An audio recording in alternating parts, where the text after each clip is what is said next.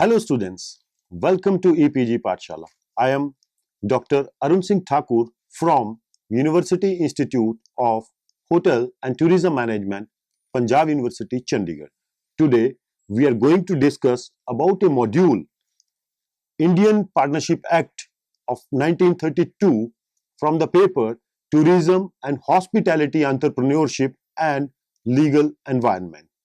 After completing this module, students, you will be able to identify with the meaning and nature of partnership, rights and duties of arriving and leaving partners, associations of partners, dissolution of a partnership firm, and registration of partnership. The Partnership Act of India 1932 talks about the concept of carrying on business transactions by two or more persons with mutual understanding and agency, just like establishing the business transactions associations different from the company or Hindu joint family business transactions. This business association is legally named as Partnership Act. The partners agree to share the earnings of the business transactions equally or as per the ratio determined by them in the contract. The act extends to whole of India except the state of Jammu and Kashmir. What is partnership? Relationship between persons who have agreed to share profits of business carried by all or one for all. And the various elements of partnership: the association of two or more persons, result of mutual agency, carry on some business, sharing of profits or maybe losses, carried by all or one for all. Now we'll define partnership, partner, firm and firm name. According to section 4, partnership is the association between the persons who have agreed to share the earnings of a business transactions carried on by all or any of them acting for all. When two or more people joins hands for doing the business transactions and form a firm for that purpose are independently called partners and jointly a firm. From the above definition, the following essentials of partnership are drawn: at least two competent persons and no restriction on maximum number of partners as per Partnership Act. Second, formed only with intention to share profits of the business. Third, the business of the firm can be carried on by all or any of them for all. Then there is unlimited liability of the partners for the debts and liabilities of the firm. Two or more persons competent to contract acting as a principal and agent to each other. The next is the partnership is not created by the status, therefore there must be a voluntary agreement between two or more persons satisfying the necessities of a valid contract in section 10 of the Contract Act. There should be continuous carrying on the business transactions including any trade, occupation and profession. The profit sharing in the business transaction is must for the partnership, as a person can claim himself to be a partner in business transaction only when he has a right to share in the earnings of the business transaction. Partnership is the business transaction may be carried on by all or any of them acting for all. Association of mutual agency between the partners is the real or conclusive test for the partnership. Now about the formation of partnership. The partnership contract has to fulfill basics of legal contract. That is, there must be free consent, lawful object and consideration, and the partners must be capable to contract. Since minor is not competent to contract, therefore he or she cannot be a partner, but according to section 30 of the Act, a minor can be declared to take benefits of the partnership with the assent of all other partners. Minors to take the earnings of the partnership. The agreement of a minor in partnership is explained as a minor according to the law cannot be partner in a firm, but with the approval of all the partners for the time being may be given share in the earnings of the partnership. After this, he has the right to take part of the earnings of the firm as contracted, access to inspect the copies of the accounts of the firm. His share is accountable for the act of the firm. In 6 months of he being major or of his obtaining acquaintance that he had been the part of earning of the partnership, whichever date is later, may give public notice of his rejection or election to become a partner in the firm. If he elects to be a partner, his right and the liabilities as a minor goes on up to the date of becoming a partner. His rights and liabilities shall remain continue till the date public notice served, and his share shall not be liable for any acts of the firm done after the date of the notice, and allowed to sue the partners for his share, the assets and the earnings. A partnership agreement may be oral or it may be implied or inferred from the conduct of the parties. When it is reduced to writing, it is incorporated in the document known as partnership deed or articles of partnership. The deed must be manifest the provision of Indian Stamp Act. What is the true test of partnership? The real test of partnership firm is the mutual agency. That is, whether a partner can bind the firm by his act, that is, whether he can act as an agent of all the other partners or not. That stands A, B, C, D are the partners and their binding to each other for their actions should be equal. The different types of partnerships. Partnership at will, as per section 7, where no provision is made by contract between the partners for the duration of their partnership or for the determination of their partnership, the partnership is called as partnership at will. Other type of partnership is particular partnership. Section 8 provides the provisions where a person may become a partner with another person in particular adventures or undertakings. Then another type of partnership is partnership for fixed term, where the duration is fixed. Partnership comes to an end when the term expires. If partners continue the business after the fixed period, it becomes partnership at will. What are the different types of partners as per the Act? One is the active partner, who actively participates in the conduct of the business. Number two is the sleeping partner, who doesn't take part actively. Then another one is the nominal partner, a partner who lends his name to the firm without having any real interest in it. Then there is sub-partner, when a partner agrees to share his profit derived from the firm with the third person. A sub-partnership may arise. The third person is called as a sub-partner. Partners' rights and duties. Partners' duties. The duties of the partners can be broadly divided into following two categories. 1. Absolute duties. 2. Duties as divergent to the contract. Absolute duties. Duty to carry on business transactions to the maximum ordinary benefit and to be truthful to each other. Then duty to render true financial statement and full facts affecting the firm. Then duty is also to cover any loss or fraud. Duties divergent to contract. The following duties of the partners as laid down in the Act are applicable in the lack of any divergent contract. The first one is duty to concentrate meticulously to his duties in carrying out the business transactions. Then duty to underwrite for willful neglect. Then other one is duty to work without salary for running business transactions. Then duty to make payment uniformly to the losses faced by him.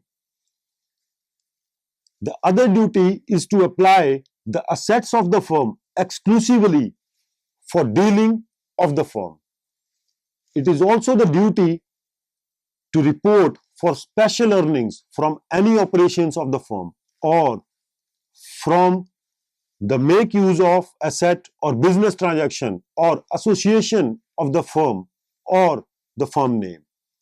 And then the duty not to contend any business transaction other than that of the firm while he is the partner in the firm. What are the rights of the partners? Partnership defines certain corresponding rights and duties of each partner. These are available to all of them while doing the business dealings of the firm. These rights are: first, right to take part in conduct or management of business. Every partner, irrespective of the amount contributed by him, has an inherent right to participate in the conduct of the business of the firm. However, by mutual agreement, some partners may be restricted to take part, but the right to participate in the management must be available to all. The second point is to right to be consulted and to take decision by majority. Before taking up any major decision, it is the right of the partners to be consulted and heard. Any disagreement should be solved by majority decision, but no change in the nature or constitution of the business can be done without the consent of all partners. Third is right of access to the books. Every partner has a right to have access to and inspect and copy the books of the firm. And fourthly, right to share the profits. Every partner has a right to share the profits equally unless otherwise agreed upon and bear the losses as well. The fifth right, to receive interest on capital. If the partnership deed so decides that a partner is entitled to receive interest on capital at a fixed or certain rate, he has a right to receive it, but only out of profits. Right to be indemnified. Every partner has a right to claim indemnity from the firm in respect of the payments made or liabilities incurred by him in the ordinary and proper conduct of the business, and in emergency to protect the firm from the losses, provided the act should be such as would have been done by a person of ordinary prudence in his own case under the similar circumstances. Right to receive interest on advances. If a partner makes any advances beyond the amount of capital he has agreed to subscribe, he has right to claim an interest at the rate of 6% per annum. Right to act in emergency. A partner has every right and authority to act in emergency in order to protect the firm from the loss, and the firm would be bound by such an act, provided the act would similar in his own case under the same circumstances. Right to apply to the property of the firm for the business of the firm. Subject to contract between the partners, every partner has a right to apply and use the property of the firm exclusively for the business of the firm. The 11th right is the right to prevent introduction of a new partner. Every partner has a right to prevent the introduction of any new partner in the firm. No person can be admitted into partnership firm without the consent of all partners. The right to retire. A partner has a right to retire with the consent of all the partners. If the partnership is at will, he has the right to retire by giving due notice in writing to all the partners. The next right is right not to be expelled. A partner has a right not to be expelled by any majority of partners without any cause. The another right is the right of an outgoing partner to carry on a competing business. Every partner has a right to carry on a business similar to the partnership business after his retirement, with certain restrictions being that He cannot use the firm name, represent himself as carrying on the business of the firm, or solicit the customs of the person who were dealing with the firm before he ceased to be a partner. Right of outgoing partner in certain cases to share subsequent profits.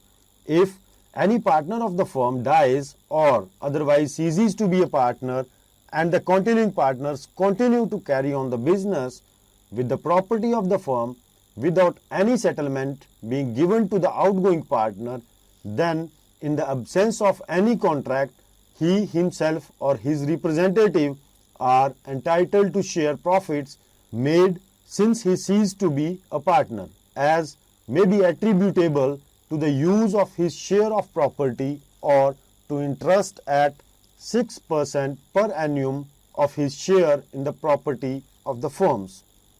What is called as association of partners to the third parties? The association of partners to third parties in the partnership basically deals with the essential of mutual agency as to bind other parties to the third parties in business transactions. Such authority is called as implied authority. Implied authority. For the benefit of the partnership, business empowers the partners with following powers. He may draw, make, sign, endorse, accept, transfer, negotiate, and procure to be discounted promissory notes, bills of exchange, checks, and other negotiable paper in the name and on the account of a partnership firm. A partner of a non-trading firm does not ordinarily possess the power to bind his co-partners by drawing or accepting bills of exchange. He may borrow money for the purpose of the business transaction of the firm. He may pledge or sell movable assets of the firm. He may buy goods on account of the firm which are necessary for the usual requirement for the use of the business transaction of the firm. He may receive the payment of the debts on account of the firm and give valid discharge by issuing a receipt for the same. He may pay amount outstanding on the amount of the partnership firm. He possibly can employ servants for the firm. He possibly can sue representing firms and for this purpose may engage a lawyer. Similarly, he can defend a suit brought against the firm and may engage a lawyer for this purpose. The second point is statutory restrictions on implied authority.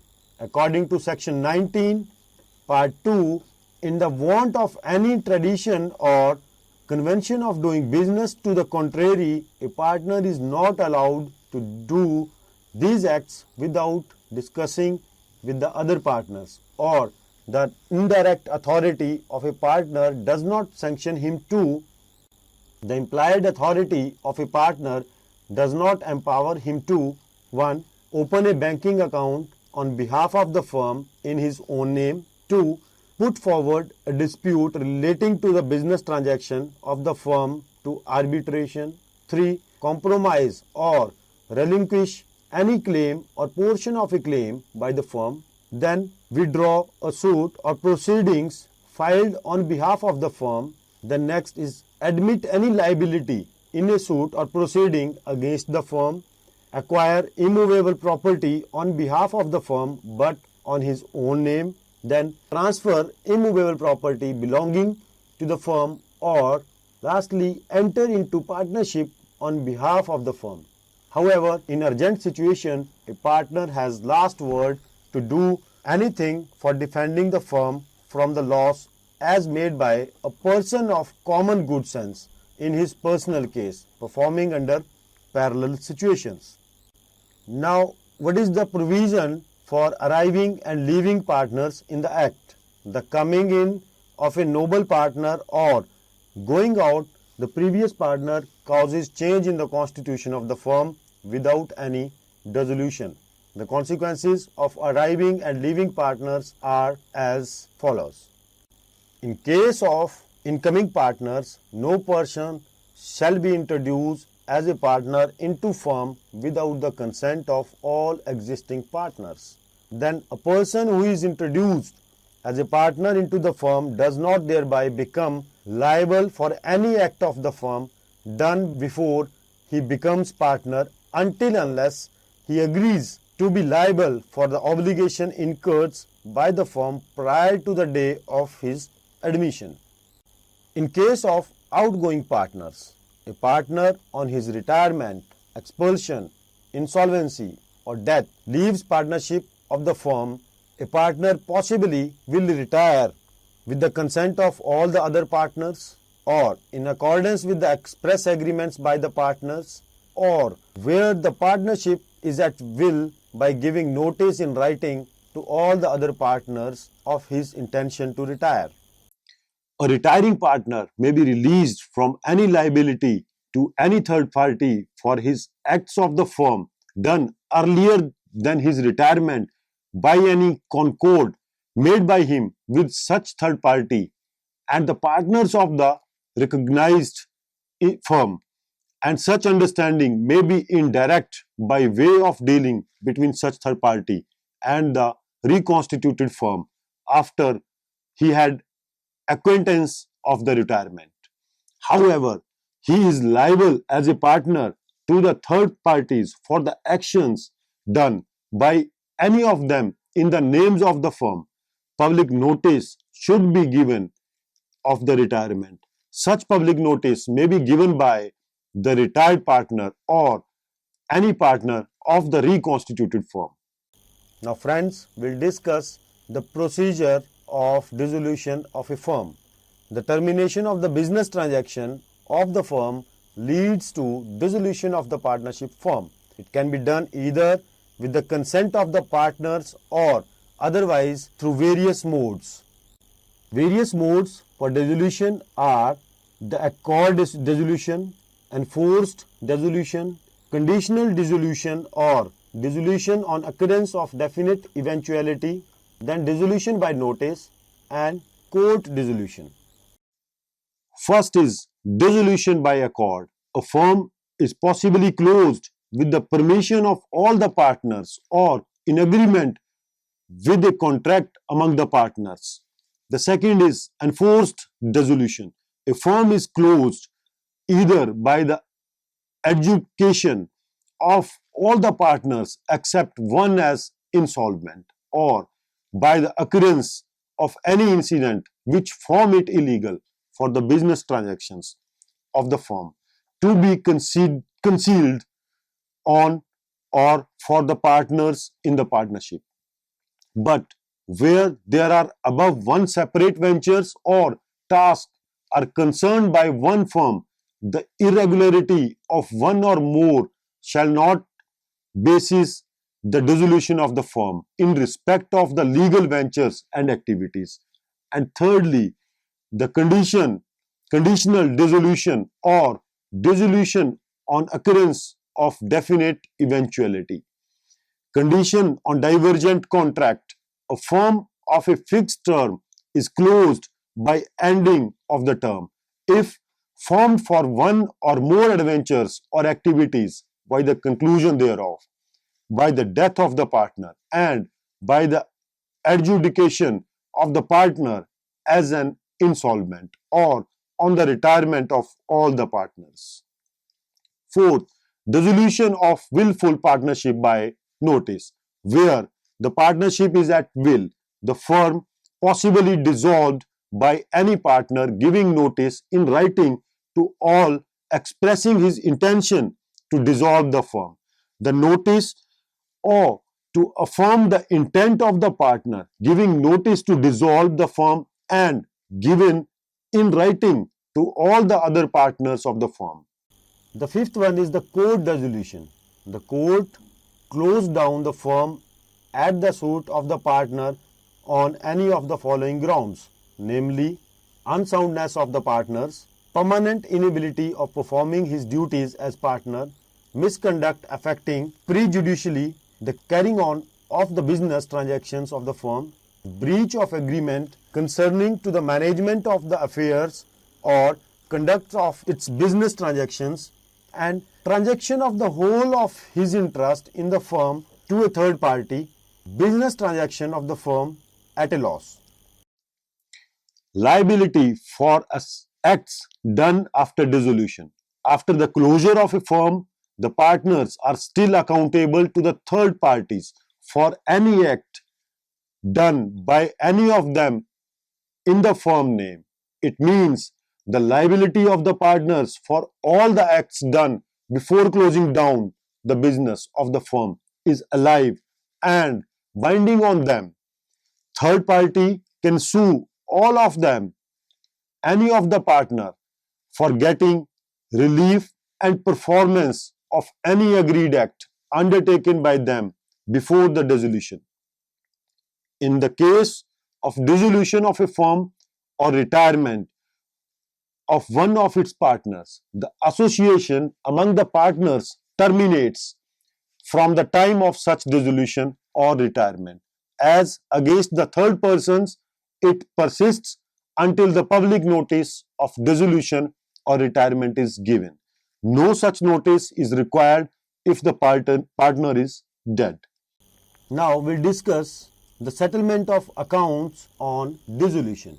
The payment of amounts of loss will be settled out of the profits of the firm thereafter from the capital and lastly from the partners in their profit sharing ratio.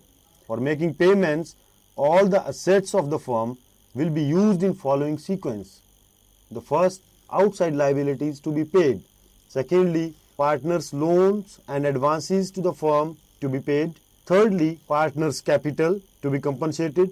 And if any balance is left over after our payments, the same shall be distributed among the partners in their profit sharing ratio. Further, we'll discuss about the registration of the firms. The registration of the firm is not a mandatory under the Act, but it is always advisable to register a firm owing to a certain difficulties in case of non-registered firms. For registration, the name of the partners, firm name, etc. must be stated in prescribed form bearing the signature of the partners or their agents. Further, we'll discuss the effect of non-registration. The non-registered firms is not capable of filing a suit to put in force a right including the right of claim of set-off or other proceedings, or to insist on a right arising from a contract, the arising from a contract or conferred by the contract. No suit is established in any court by or on behalf of any person suing as a partner in the firm against the firm. Then next is no suit is established to insist on a right of contract in any court by or on behalf of the firm against any third party. However, the above disabilities will not apply to the suits arising out of the right to file a suit for the closure of a firm or for financial statements of dissolved firm, or any right or power to comprehend the assets of the dissolved firm, or the power of an official assignee, receiver, or the court under the Presidency Towns Insolvency Act 1909 or the Provincial Insolvency Act 1920 to realize the assets of an insolvent partners. The non-registration is ineffective in cases the firms or to partners in firms having no position of business transaction in the territories outside the application of this Act. So, the students, let us summarize what we have learned in this module. The Partnership Act basically deals with the mutual relationship of two or more persons with respect to common objective of carrying on the business transactions and sharing the earnings earned from those business transactions. As said earlier, it is not created out of status, rather it is entered into by two or more people through voluntary agreement. Such contract may be express or implied. The conclusive test of partnership is joint organization or representation through each other.